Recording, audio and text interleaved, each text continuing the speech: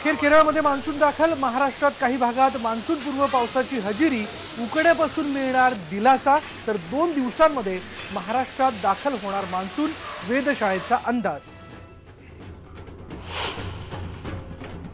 पाऊस येण्याआधीच आंबोली घाटामध्ये पर्यटकांची गर्दी। दाटून आलेल्या ढगांनी तयार झालंय पावसाचं वातावरण।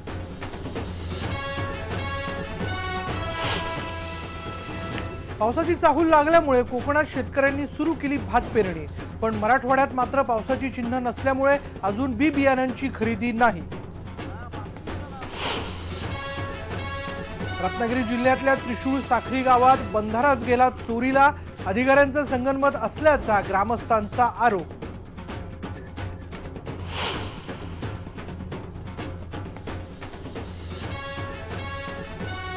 आत्महत्याग्रस्त शेतकऱ्यांच्या मुलांना एसटी मध्ये देणार प्राधान्य। भरती झालेल्या नव्या चालकांकडून तंबाखू दारूचं सेवन न करण्याचं शपथपत्र घेणार लिहून, दिवाकर रावते यांची घोषणा।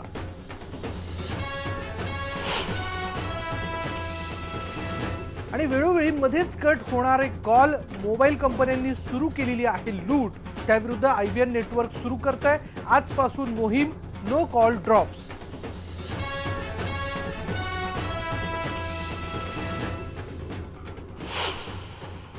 आपल्या सगळ्यांनाच वेध लागलेले पावसाचे, आणि म्हणूनच आपण आज बुलेटिनमध्ये सुरुवात करतो आहे मान्सून बाबतच्या घडामोडींनी।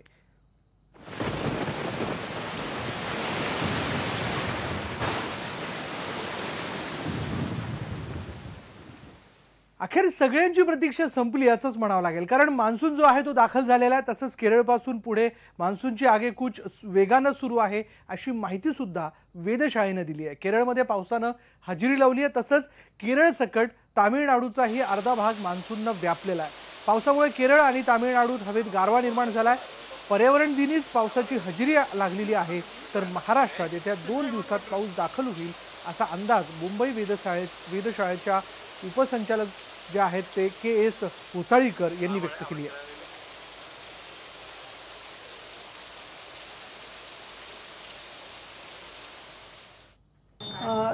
महाराष्ट्र राज्यात सर्वसाधारणपणे 5 जूनपर्यंत मान्सून पोहोचण्याची नॉर्मल तारीख असते दक्षिण महाराष्ट्रामध्ये, परंतु यावर्षी केरळमध्येच तो उशिराने, म्हणजे 5 जूनला तो केरळमध्येच दाखल झालेला आहे। आणि त्याच्यामुळे साहजिकच राज्यात त्याचं येण्याची जी तारीख आहे ती काहीशी पुढे किंवा त्याचं आगमन लांबणीवर पडलेलं आहे।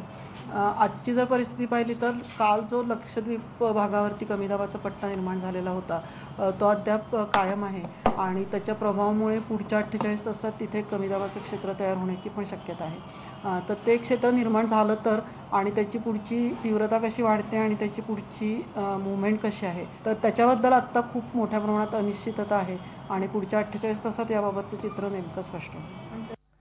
मुंबईसह राज्यातल्या अनेक भागांमध्ये ढगाळ वातावरण असून काही ठिकाणी पावसाच्या सरी आल्यात, त्यामुळे उकड्यापासून थोडा दिलासा मिळणार आहे। पिंपरीमध्ये आज सकाळी हलकासा पाऊस झाला। हिंगोलीमध्ये सलग दुसऱ्या दिवशी ढगाळ वातावरणासह पावसाने हजेरी लावली।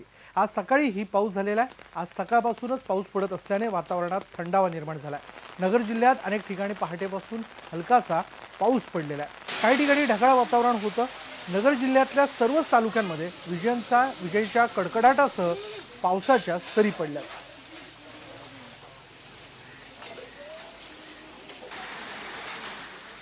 मान्सून केरळमध्ये दाखल झालेला असला तरी मराठवाड्यातील शेतकरी पाऊस पडेल की नाही या चिंतेत आहे। पेरणीपूर्व सर्व कामं शेतकऱ्यांनी उरकून घेतलेली आहेत। पहिला पाऊस पडल्यानंतरच बी बियाणांची खरेदी होते, आणि त्यामुळे मराठवाड्यातील शेतकऱ्यांनी अजून बी बियाणं खरेदी केलेली नाहीयेत। थेट शेतातून आढावा घेतलाय आमचे औरंगाबादचे ब्युरो चीफ सिद्धार्थ गोदाम यांनी। मान्सून केरळमध्ये दाखल झालेला आणि महाराष्ट्रासाठी खुशखबर आहे की तो येणाऱ्या 2 दिवसामध्ये मराठवाड्यात किंवा महाराष्ट्रात तो येणार आहे।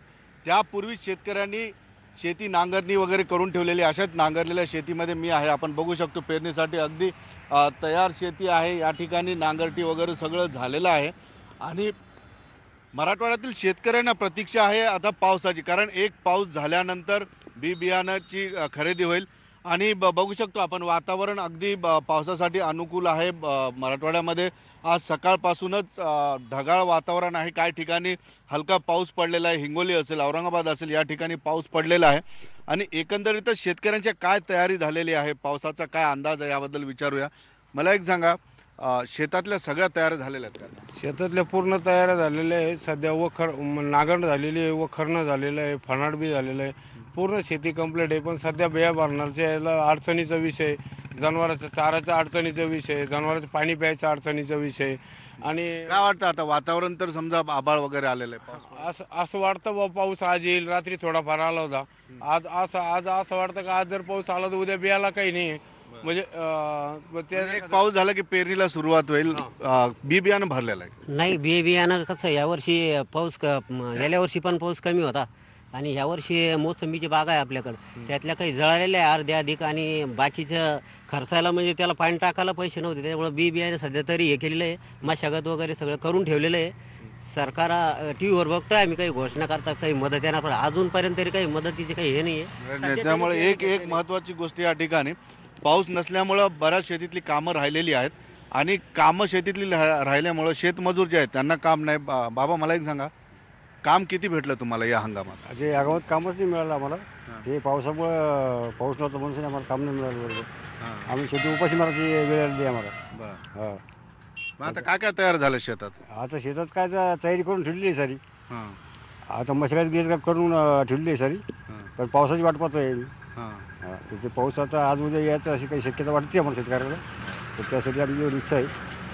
म्हणजे एकंदरीतच तयार झालेल्या आहेत काही प्रमाणात आणि पाऊस पडला की लगेच पेरणी. जयाजीराव आहेत माझ्यासोबत. शेतकऱ्यांसाठीचा दौरा शरद पवारांनी केला, त्यानंतर मुख्यमंत्र्यांनी काय आश्वासनं दिली? जयाजीराव, मला एक सांगा, शरद पवारांचे स्टेटमेंट असेल किंवा सीएमचं आश्वासन असेल, काही दिवसावर आता पेरणी आलेली, शेतकऱ्यांच्या हातात पैसा येईल का खरं? नाही, मुळात परिस्थिती अशी की शरद पवार या ठिकाणी आले. शरद पवारांनी शेतकऱ्यांच्या व्यथा जाणून घेतल्या. याच्यापूर्वी विरोधी पक्षाचा कुठलाही नेता आणि सत्ताधारीचा कुठलाही मंत्री या ठिकाणी आलेला नाही. आणि त्यानंतर देवेंद्र फडणवीसांनी काल बीड आणि उस्मानाबादला भेटी दिल्या आणि काही घोषणा केल्या. खरं तर वस्तुस्थितीमध्ये पवार साहेबांनी जे परवा मुंबईमध्ये निवेदन केलं की शेतकऱ्यांना बी बियाणं तातडीने सरकारने पोहोचवलं पाहिजे, खताच्या किमती उतरवल्या पाहिजेत, काही ठिकाणी बीटी कॉटनचे पाकिटाचे रेट कमी केले पाहिजेत, याची अंमलबजावणी करणं गरजेचं. आणि शेतकऱ्याच्या हातामध्ये अजूनही दुष्काळग्रस्ताचा निधी अनेक लोकांच्या या ठिकाणी पडलेलं नाहीये. एकंदरीतच आपण बघू शकतो या ठिकाणी की तयारी झालेली आहे. शेती तयार आहे पेरणीसाठी. पाऊस 2 दिवसात येऊ शकतो. मात्र महत्त्वाचा धोका या ठिकाणी की शेतकऱ्याच्या हातात पैसा नाही आहे. तो पैसा जर त्याच्या हातात पडला आणि पाऊस आला तर लगेच पेरणी होईल आणि खरीप चांगल्या पद्धतीने शेतकऱ्यांच्या हाती लागेल. सुधीर जाधवसह सिद्धार्थ गोदाम, IBN लोकमत, औरंगाबाद. आज 5 जून जागतिक पर्यावरण दिन आणि या निमित्तानं आपण बघूयात IBN लोकमतची प्रदूषणाविरुद्धची मोहीम. नद्यांमध्ये राजरोज सोडलं जात आहे सांडपाणी.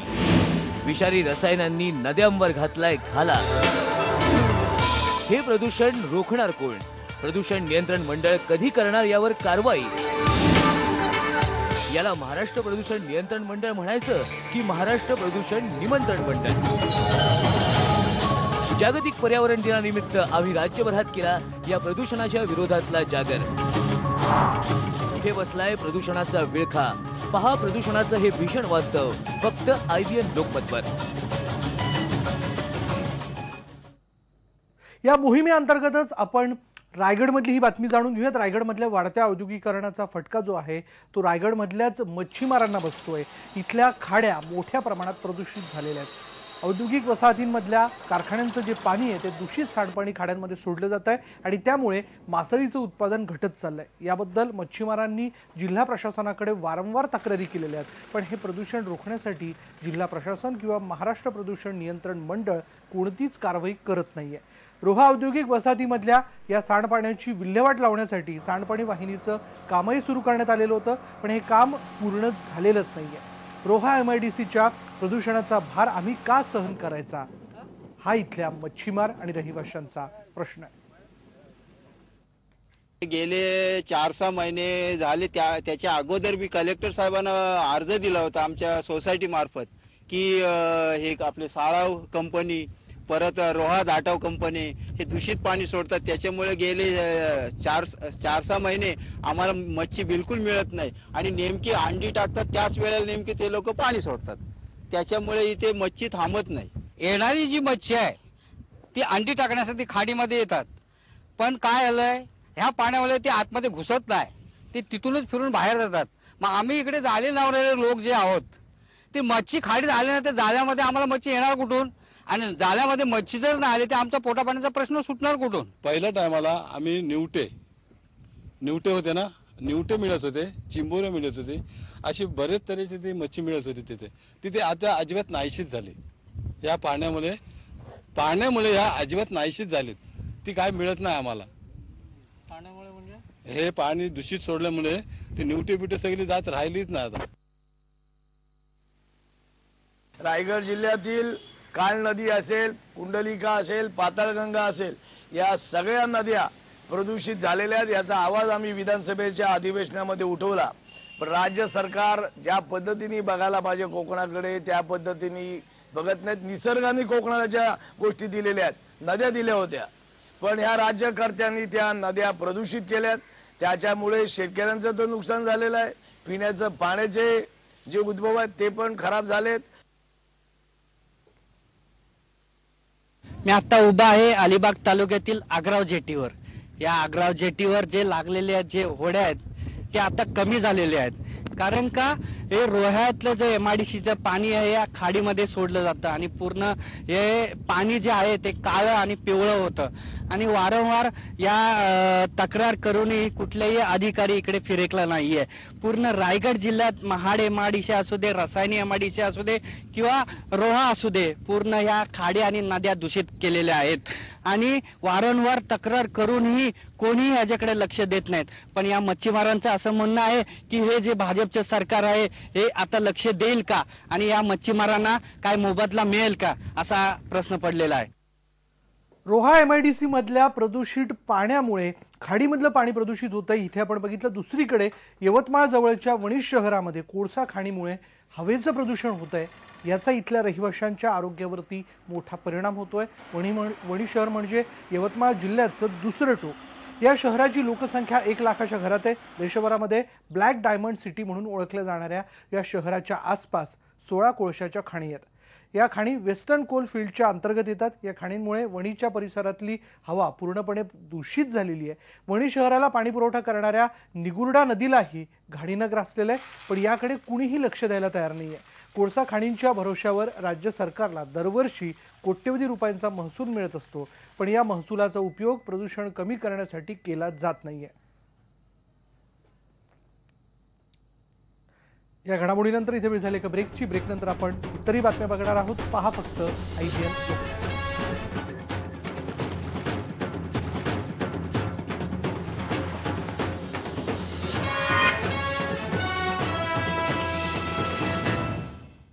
ब्रेकनंतर बघूया सध्या आपण ज्यावेळेस मोबाईल वापरतोय तेव्हा नेमक्या कोणत्या त्रासाला आपण सामोरं जातोय. खास करून कॉल ड्रॉप म्हणजे बोलता बोलता कॉल कट होणे. यामुळे मोबाईल धारकांना म्हणजे तुम्हा आम्हा सर्वांनाच मानसिक आणि आर्थिक त्रासाला सामोरं जावं लागतंय. पण या सगळ्या याच्यामध्ये मात्र मोबाईल कंपन्यांचा गल्ला मात्र भरताना दिसतोय. आता या विरुद्धच IBN नेटवर्कनं सुरू केली आहे मोहीम no call drop. Hello hello hello, अरे क्या हो गया इसमें? Hello hello hello hello hello hello hello trying to call is not reachable.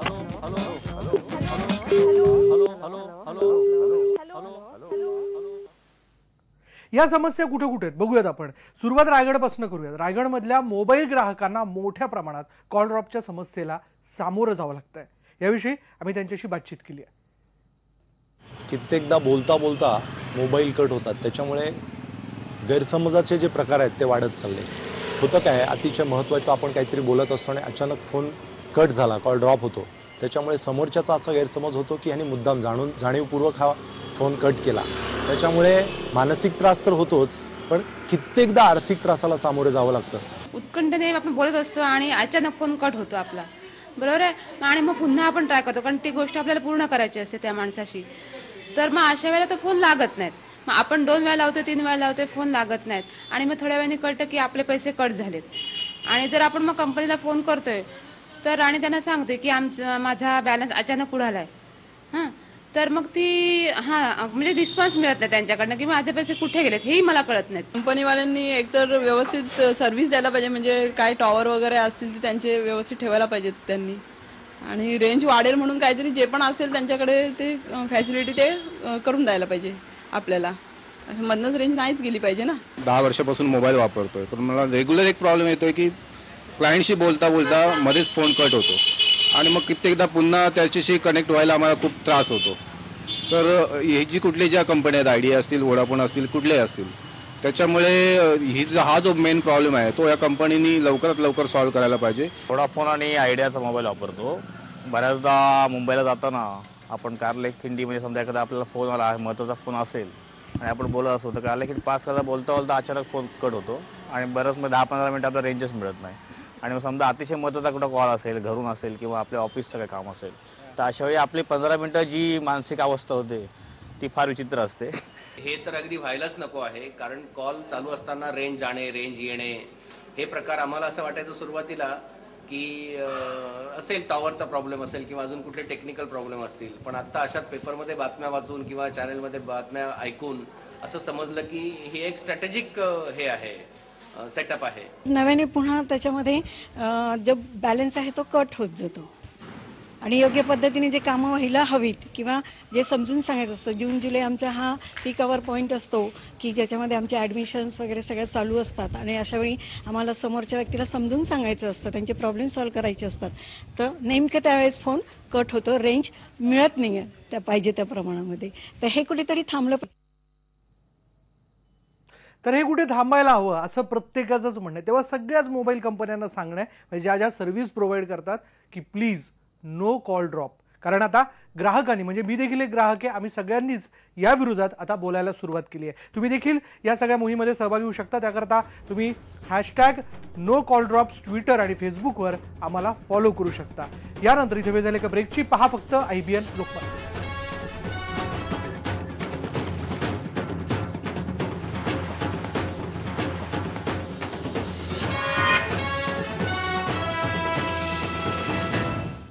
परिवहन खात्याकडून आत्महत्याग्रस्त शेतकऱ्यांच्या कुटुंबियांना नोकर भरतीमध्ये प्राधान्य देण्याचा उपक्रम राबवला जाणार आहे. आत्महत्याग्रस्त शेतकऱ्यांच्या कुटुंबातील पात्र व्यक्तीला एसटीच्या नोकर भरतीमध्ये प्राधान्यानं सामावून घेतलं जाईल. यासंबंधीचा निर्णय मुख्यमंत्र्यांशी बोलून घेतल्याचं परिवहन मंत्री दिवाकर रावते यांनी गुरुवारी जाहीर केलेलं आहे. याशिवाय एसटीच्या 7,630 जागांच्या चालक भरतीत पात्र उमेदवारांकडून तंबाखू सेवन आणि नशापाणी करणार नसल्याचं प्रतिज्ञापत्र घेण्यात येईल असंही रावते यांनी सांगितलंय. यापुढे या नवीन भरतीमध्ये आत्महत्याग्रस्त कुटुंबातील पाल्यांना प्राधान्यानुसार नोकरी दिली जाईल अशा प्रकारचा निर्णय मी माझ्या खात्याच्या वतीने मंत्री म्हणून दिला आहे.